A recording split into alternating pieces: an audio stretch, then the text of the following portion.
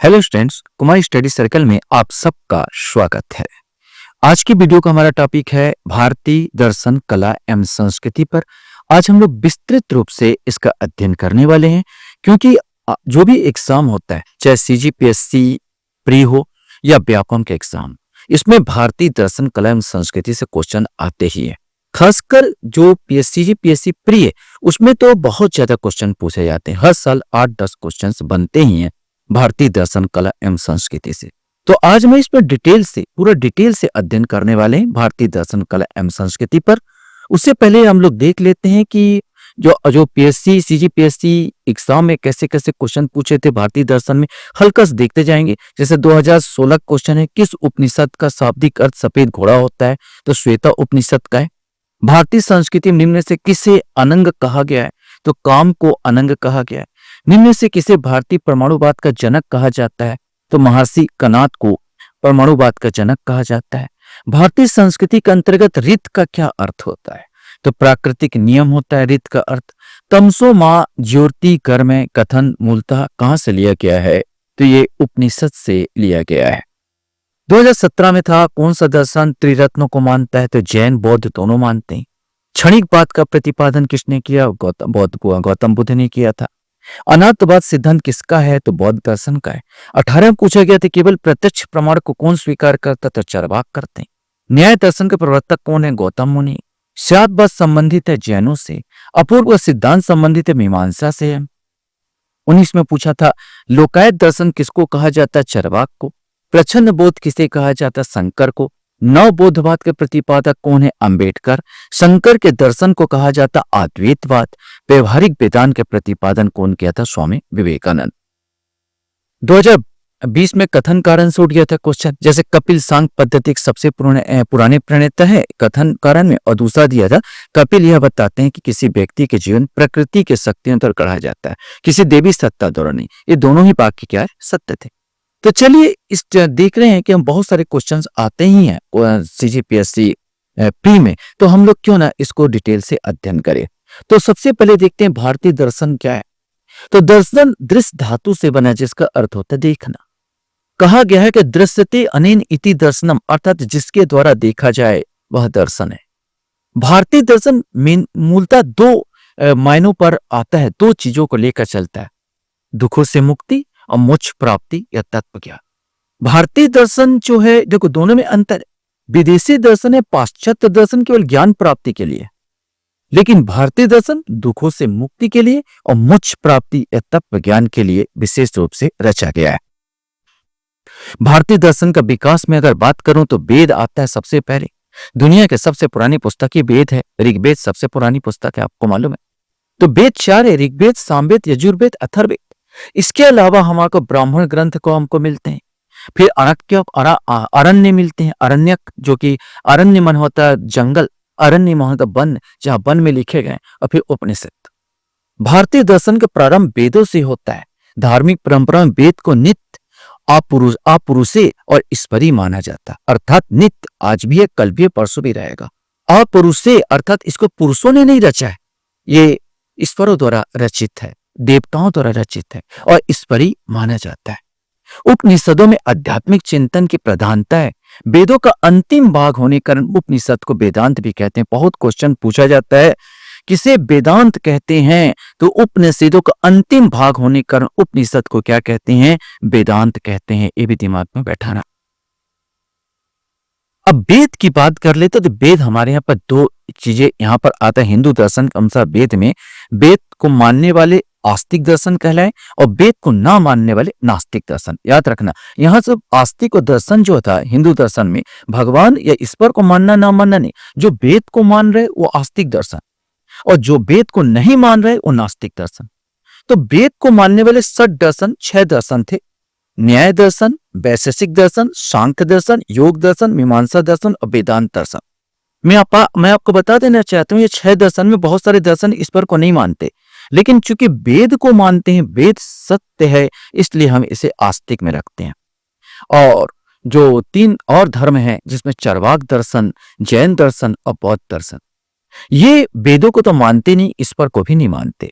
तो ये नास्तिक दर्शन है। चरवाक दर्शन, जैन दर्शन, बौद्ध दर्शन बहुत ज्यादा क्वेश्चन पूछता है कौन सा आस्तिक दर्शन, कौन सा नास्तिक दर्शन। तो ये 6 जो दिख रहा है ये आपका आस्तिक दर्शन है, और ये 3 जो है चरवाक दर्शन, जैन दर्शन, बौद्ध दर्शन, ये नास्तिक दर्शन है।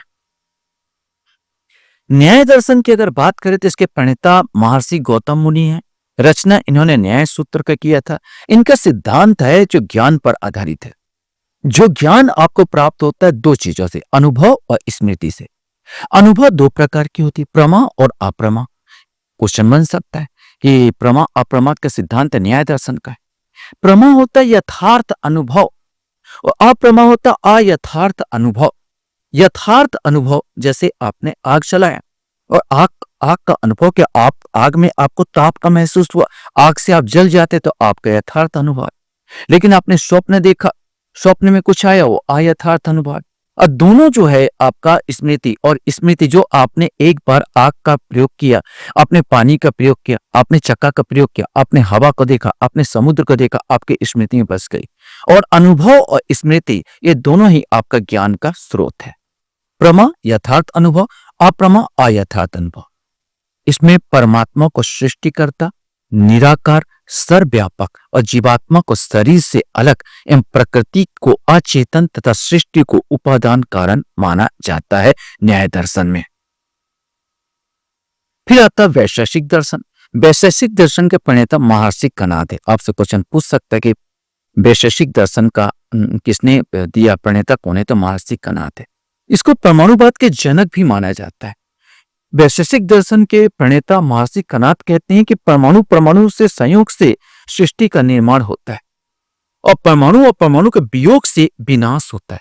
जैसे आपने देखा है कि आप सही कहते हैं कि सृष्टि में परमाणु के छोटे छोटे हम कोशिकाओं से मिलकर बने, हम छोटी छोटी कोशिकाओं से मिलकर के बने। अगर पत्थर को भी बात करूं या सृष्टि की बात करूं तो प्रत्येक चीज में एक परमाणु होगा। तो परमाणुवाद के जनक ही है कौन, महर्षि कणाद है, और परमाणु से मिलकर बना होता है। आपने देखा परमाणु के वियोग से विनाश होता है।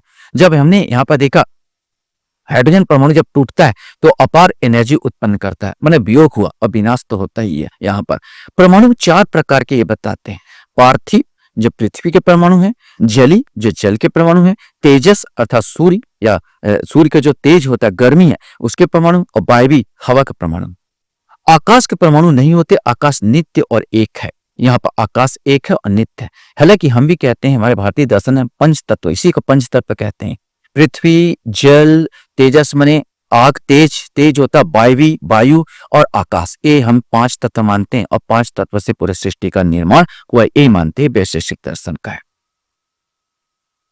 सांख्य दर्शन आता तो महर्षि कपिल जो है सांख्य दर्शन के विद्वान है, सांख्य दर्शन के प्रणेता है, कपिल मुनि थे। दर्शन था सत्कार्यवाद, प्रकृति एवं पुरुष का स्वरूप और विकासवाद। बहुत बार क्वेश्चन को सत्कार्यवाद किसका है तो सांख्य दर्शन का है। प्रकृति और पुरुष का स्वरूप का वर्णन किसने किया तो सांख्य दर्शन में। विकासवाद किसका है तो सांख्य दर्शन का है। सत्कार्यवाद क्या है? सत्कार्यवाद वास्तव में कार्य कारण का सिद्धांत है। कहता है, जो सिंपल समझ लोगे, अगर एक घड़ा कहां से आया तो घड़ा मिट्टी में ही था, घड़ा मिट्टी से बना, मिट्टी में मिट्टी उपादान कारण और इसी से बना का ये घड़ा। अब मिट्टी से आप दूध निकाल के दिखाओ, अब है ही नहीं तो कहां से निकालोगे? मिट्टी में घड़ा पहले से विद्यमान था, बस आपकी सोच थी कि आपने उसको घड़ा का रूप दे दिया। आपकी सोच है कि आपने उसको मूर्ति का रूप दे दिया, तो मूर्ति पहले से ही विद्यमान था मिट्टी में। आप उससे किसी और चीज का निर्माण करके चद्दर बना कर दिखाओ मेरे को, कपड़ा बना के दिखाओ मेरे को, नहीं बनेगा क्योंकि उसमें विद्यमान नहीं है। दूध बना के दिखाओ मेरे को, यहाँ पर उसमें विद्यमान नहीं है। तो जो चीज विद्यमान है माने पहले से, इसे बोलते हैं उपादान कारण सत्कार्यवाद। तो सत्कार्यवाद आपसे क्वेश्चन पूछेगा, सत्कार्यवाद किसका है? सांख्य दर्शन का। प्रकृति पुरुष का विकास और विकासवाद, ये सब सत्कार्यवाद का आता है, सांख्य दर्शन का आता है। सांख्य दर्शन में एक चीज और है, प्रकृति और पुरुष से सृष्टि का निर्माण होता है। ये कहता है प्रकृति और पुरुष से सृष्टि का निर्माण होता है। प्रकृति जो आप देखते हैं, मतलब यहाँ पर जो पेड़ पौधे और जल अल, ये सब प्रकृति के अंग होते हैं। और पुरुष माने आप ये हम सामान्य पुरुष से मत लगाइए, जिसको हम लोग आत्मा कहते हैं तो सांख्य दर्शन में उसको पुरुष कहते हैं। जो आत्मा है वही पुरुष है। इन दोनों का मेल से किसका निर्माण होता है? सृष्टि का निर्माण होता है। इसको विकासवाद आता है। विकासवाद बोलता है प्रकृति और पुरुष के मेल से विश्व का निर्माण विकास है, ये विकासवाद है। अब योग दर्शन के बारे में बात करते हैं तो पतंजलि का योग दर्शन है, रचयिता महर्षि पतंजलि है। इन्होंने योग सूत्र की रचना की, बहुत ज्यादा अष्टांग योग क्वेश्चन पूछता है। अष्टांग योग की अवधारणा ये पतंजलि का योग दर्शन का है। इसमें होते हैं अष्टांग 8 योग बताए हैं, यम, नियम, आसन, प्राणायाम, प्रत्याहार, धारणा, ध्यान और समाधि। ये आपको वैसे याद रखना है, यम, नियम, आसन, प्राणायाम, प्रत्याहार, धारणा, ध्यान और समाधि। इसी प्रकार यम भी 5 प्रकार के बताए गए हैं। अहिंसा, सत्य, आस्ते, ब्रह्मचर्य, अपरिग्रह। अहिंसा, किसी के साथ हिंसा नहीं करना, सत्य वचन बोलना, आस्ते, चोरी ना करना, ब्रह्मचर्य होता है माने सादगीपूर्ण जीवन, यहाँ पर विवाह विवाह से दूर रहना, ये सब ब्रह्मचर्य का ही नियम होता है। और अपरिग्रह माने संपत्ति अर्जित ना करना। नियम भी 5 इसमें बताए गए। शौच माने गंदगी को साफ करना, शौच अपने शरीर यदि का वहां पर, तप करना, संतोष करना, स्वाध्याय पुस्तकों इस पर, प्राणिधान सब चीज को इस पर का मान लेना। प्राणायाम इन्होंने 3 प्रकार, पूरक, जब हम सांस को खींचते हैं तो पूरक, सांस को रोकते हैं तो कुंभक और सांस को छोड़ते हैं तो रेचक। तो पूरक, कुंभक, रेचक इस प्रकार का होता है। मीमांसा दर्शन की बात किया तो रचयिता महर्षि जैमिनी है। सिद्धांत धर्म अपूर्वक सिद्धांत, ये भी बहुत बार पूछा गया कि अपूर्वक सिद्धांत किसका, तो मीमांसा का है। इसका तो धर्म जो है स्वर्ग ही जीवन का चरम लक्ष्य है। इनका जो कभी कोई क्वेश्चन पूछ सकता है, स्वर्ग ही जीवन का चरम लक्ष्य कौन कहता है, मीमांसा दर्शन। प्राप्ति कर्म द्वारा होगा, निष्काम कर्म को ही धर्म माना गया है। और धर्म किसको माना गया, निष्काम कर्म को ही ये धर्म को संज्ञा देते हैं। अपूर्व का सिद्धांत क्या है, एक इस सिद्धांत कहता है बेटा कर्म का फल तो तुमको भोगना ही पड़ेगा, कर्म का फल भोगना पड़ेगा, लेकिन वो बाद में मिलता है, इस जन्म में तो नहीं लेकिन बाद में मिलेगा। अच्छा कर्म करोगे तो अच्छा फल मिलेगा, बुरा कर्म करोगे तो बुरा फल मिलेगा। तो ये अपूर्व का सिद्धांत है। इसके बाद हम वेदांत दर्शन के चलते हैं। वेदांत है उत्तर मीमांसा। उत्तर मीमांसा वेदांत दर्शन को और एक और नाम से जाना जाता है, जिसको हम कहते हैं उत्तर मीमांसा। मीमांसा का अर्थ होता है वार्तालाप करना, तर्क वितर्क करना। आधार उपनिषद है इसका। बादरायण को ब्रह्मसूत्र की रचना की थी बादरायण ने। देखो और भी बहुत सारे इसके अंतर्गत आते हैं, 4 बहुत ज्यादा पूछा जाता है। एक आता है शंकराचार्य। शंकराचार्य अद्वैतवाद। अद्वैतवाद मतलब होता है जैसे हम कहते हैं आत्मा और परमात्मा। ध्यान है, आत्मा और परमात्मा ये 2 चीजें हम मानते हैं। तो ये कहता है ना आत्मा और परमात्मा दोनों एक है। अद्वैत 2 नहीं, एक आत्मा दूसरा परमात्मा। कहता है 2 नहीं एक है, तो अद्वैतवाद है। रामानुजाचार्य विशिष्ट द्वैतवाद है, विशिष्ट अवस्था पर 2 है। माधवाचार्य द्वैतवाद है, ये कहते हैं 2 है, आत्मा और परमात्मा अलग है। और निम्बिकाचार्य द्वैताद्वैतवाद। तो अद्वैतवाद जो शंकराचार्य का है, रामानुजाचार्य ने विशिष्टाद्वैतवाद दिया, माधवाचार्य ने द्वैतवाद दिया और निम्बिकाचार्य ने द्वैताद्वैतवाद दिया। शंकराचार्य कहते हैं ब्रह्म जगत, ब्रह्म की उपमा दी है, जगत को उपमा दी है माया और मोक्ष।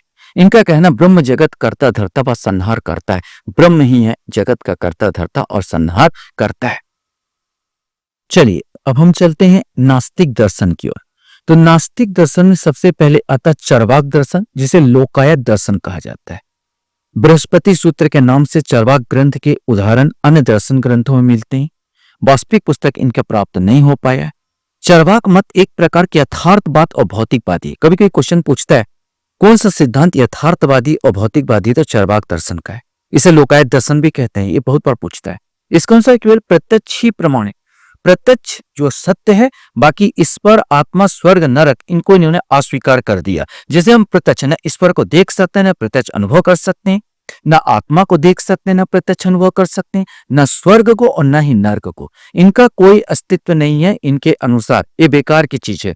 केवल जो पंडित लोग हैं या जो ब्राह्मण लोग हैं उनके द्वारा रचा गया है अपने स्वार्थ के लिए, ये कहते हैं चरवाक ऋषि कहते हैं। भौतिक पदार्थों को मान्यकरण चरवाक को जड़वादी भी कहा जाता है। ये भी बहुत इंपॉर्टेंट है। जड़वादी सिद्धांत कौन सा, इन्हीं के सिद्धांत है। सुखवादी कहलाता है। इनका प्रसिद्ध कविता है, इनका प्रसिद्ध श्लोक है, यावत जीविते सुखम जीविते ऋण कृत्वा घृत पीविते भस्मीभूतस् देहस् पुनरागमन कृता। जब तक जियो सुख में जियो। उन्होंने कहा घी खाओ, ऋण लेके खाओ, घी पियो, ऋण लेके पियो यहाँ पर। और जो भस्म होने वाला शरीर है उसका फिर से आगमन होने की कोई संभावना नहीं है। यह है चरवाक ऋषि। इसके बाद आता है जैन दर्शन। दर्शन क्या आता है, जैन दर्शन में आता है जैन दर्शन का प्रथम तीर्थंकर कभी को ऋषभ देव आपको मालूम है, 22 पे नेमिनाथ थे, 23 पे पार्श्वनाथ थे और 24 पे तीर्थकर वर्धमान महावीर है। कभी कभी पूछते हैं कितने तीर्थंकर हुए, तो इनमें 24 तीर्थंकर हुए, लास्ट थे वर्धमान महावीर। महावीर स्वामी का जन्म जो हुआ 540 ईसा पूर्व वैशाली कुंड ग्राम में हुआ था। इनके पिता सिद्धार्थ थे, ज्ञात्रक कुल के सरदार थे। इनकी माता का नाम त्रिशला, पत्नी का नाम यशोदा। थोड़ा सा अंतर है, सिद्धार्थ, इनके पिता का नाम सिद्धार्थ, गौतम बुद्ध का खुद का नाम सिद्धार्थ था। इनकी पत्नी का नाम यशोदा और उनकी पत्नी का नाम यशोधरा था। इनकी एक लड़की थी जो अनुज्य थी, उनका एक लड़का था राहुल, बस थोड़ा सा अंतर है।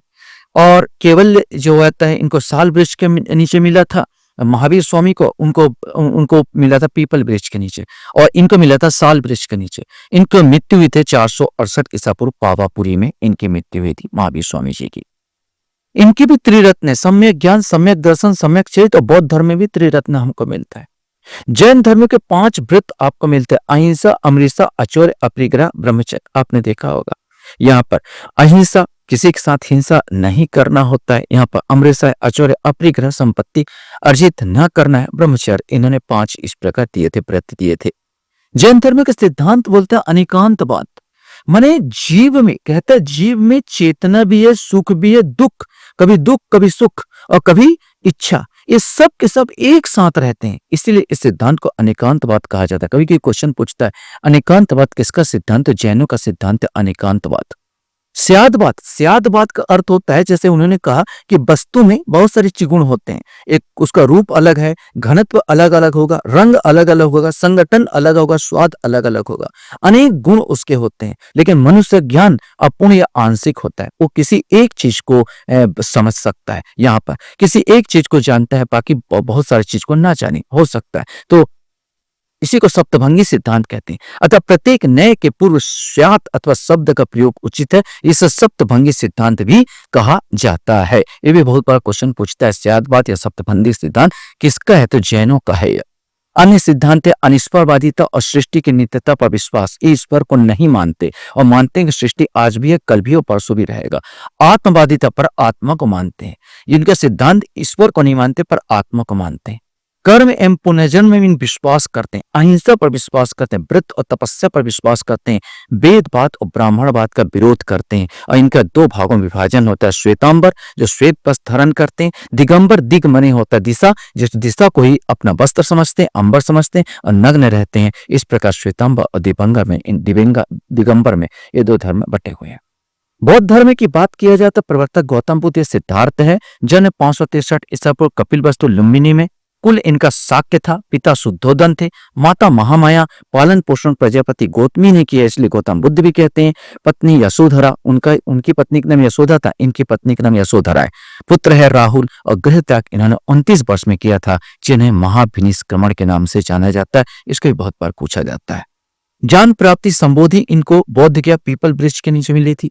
प्रथम उद्देश्य उन्होंने सारनाथ ऋषि पत्तनम ने दिया था, जिसे धर्मचक्र प्रवर्तन कहते हैं, धर्म रूपी चक्र का घूमना। और मृत्यु इनका 483 ईसा पूर्व कुशीनगर में हुआ था।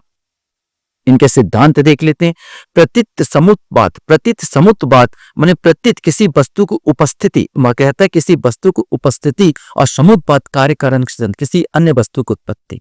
ये कहता है कि प्रतीत समुत्पाद, जब तक कोई दूसरा वस्तु नहीं आएगा सामने, तब तक हमें दूसरा कोई उत्पन्न नहीं हो पाएगा। माने प्रतीत समुत्पाद का अर्थ होता है किसी दूसरी वस्तु के संपर्क में आप आओगे तभी तीसरा वस्तु उत्पन्न होता है। जब कोई व्यक्ति क्रोध करता है तो क्रोध करने के लिए वो अकेला कहां से क्रोध करे? कोई ना कोई वस्तु होना ही चाहिए, कोई व्यक्ति होना चाहिए जिसके आमना सामना हो और क्रोध उत्पन्न हो जाता है, तीसरा व्यक्ति उत्पन्न हो जाता है। यहाँ पर तो कोई चीज, अब सुख प्राप्त करना है तो कोई चीज सुखी वाला चीज पर आना चाहिए आपके सामने, तो आपको सुख प्राप्त होगा, और कोई दुखी वाला चीज भी आना चाहिए तो दुख प्राप्त होगा। यहाँ पर तो सिंपल से इनका प्रतीत समुत्पाद यहाँ पर सामने आता है। जब किसी के समीप आते हो तो दुख और सुख का कारण यहाँ पर बनता है। दुख है तो उसका कारण है, और दुख के कारण को बुद्ध ने 12 निदान द्वारा समझाया। अष्टांग मार्ग इनका है, दुखों का निदान के लिए उन्हें अष्टांग मार्ग दिया था। सम्यक दृष्टि, सम्यक संकल्प, सम्यक वाक, सम्यक कर्मांश, सम्यक आजीविका, सम्यक व्यायाम, सम्यक स्मृति और सम्यक समाधि, ये इनका दुखों के निदान के लिए अष्टांग मार्ग है। क्षणिक बात, क्षणभंगुर बात बहुत बार पूछा है। प्रत्येक वस्तु न केवल अनित्य है अपितु क्षणभंगुर है। जो आज है वो खत्म हो जाएगी, पानी के बुलबुले के सदृश से।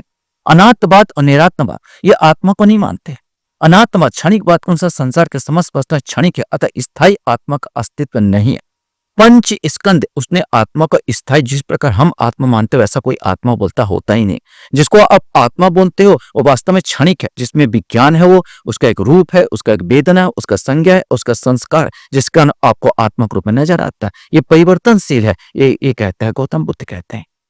पुनर्जन्म पर ये विश्वास करते हैं, विज्ञान का प्रवाह है और पुनर्जन्म विश्वास करते हैं। बौद्ध के भी त्रिरत्न है, बुद्ध संघ अधम, बुद्धम शरणम गच्छामि, संघम शरणम गच्छामि और धम्मम शरणम गच्छामि। इनके तीन जो है बौद्ध के त्रिरत्न है।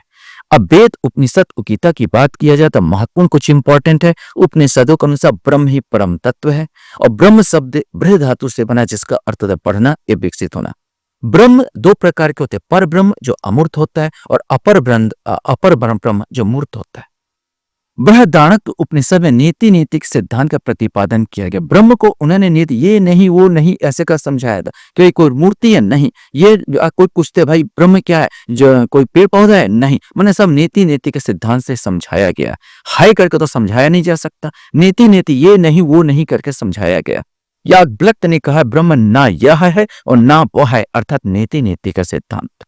कट उपनिषद में आत्मा को रथ के स्वामी के समान बताया गया और छंदोग्य उपनिषद में आत्मा को जल में घुले हुए नमक के समान माना गया है। रित का शाब्दिक अर्थ क्या है तो उचित होता है। रित वह नियम है जो प्राकृतिक और नैतिक जगत में कार्यान्वित होती है। रित होता प्राकृतिक नियम, जैसे सूर्य का घूमना या पृथ्वी का सूर्य का चारों चक्कर लगाना, रात के बाद दिन होना, दिन के बाद रात होना, यह प्राकृतिक नियम। नैतिक नियम होते हैं, आपका नैतिक नियम होता है कि क्या करना चाहिए किसी व्यक्ति के साथ, या किसी विवाहित व्यक्ति को क्या करना चाहिए, अविवाहित व्यक्ति को क्या करना चाहिए। अगर आप बालक हैं या आपके पिता प्रति जो है माता पिता प्रति आपका क्या कर्तव्य, सब नैतिक कर्तव्य। कर्म कांड नियम होते हैं, नियम पूजा पाठ जो भी सब तीन रीत बताएं, प्राकृतिक नियम, नैतिक नियम और कर्म कांड, ये सब नियम होते हैं। गीता में कर्म योग, ज्ञान योग और भक्ति योग तीनों का चर्चा हुई है। कर्म द्वारा ईश्वर को प्राप्त करना ही कर्म योग है। कर्म का अर्थ आचरण से है और गीता में निष्काम कर्म की चर्चा की गई है। फल की चिंता के बिना निरंतर कर्म करना ही निष्काम कर्म है और गीता के अनुसार स्वधर्म का पालन करना ही श्रेष्ठ है। वह व्यक्ति जिसने सभी कामनाओं को भली भांति त्याग किया हो और आत्मा से आत्मा में ही संतुष्ट रहता हो, वह स्थिर प्रज्ञ कहलाता है। आशा करता हूँ ये वीडियो आपको अच्छा लगा होगा। आप लोग मेरे वीडियो को वॉच करते इसलिए धन्यवाद। Thank you very much.